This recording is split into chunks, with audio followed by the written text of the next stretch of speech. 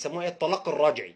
طلاق. طب في سؤال هنا، هو انا ينفع راجل يطلق زوجته ولا انت طالق ونروح اتقدم لها؟ ينفع؟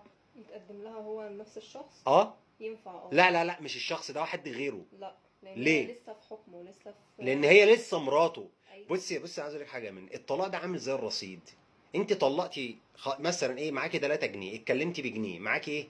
2. نفس الكلام، انت عندك 3 طلقات، طلقتي مره ليكي كام؟ 2. ليكي 2. وده اللي الناس بتقوله بقى ايه، الست خلاص اتطلقت ما تقعدش في بيت جوزها. ده عين الجهل يا اخوان. ربنا ما ذكرش حاله واحده الست تسيب بيت جوزها الا في حاله واحده.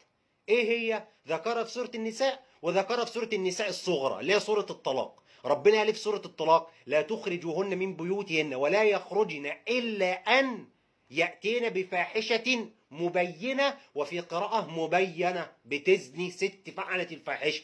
مش تطلقها طلقة ولا تضربها ضربة تيجي تقول لك أنا هروح عند بيت أبويا. ما ينفعش.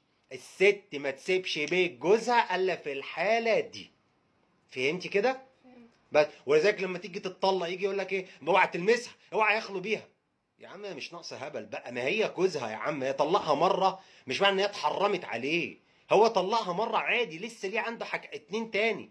بنختلف بقى هترجع له ازاي؟ هل ترجع له انه يلمسها، او ان هو يجامعها، او ان هو يجيب لها حاجه حلوه، او يتكلم معاها؟ اختلاف بين اهل العلم. مفيش مشكله في دي.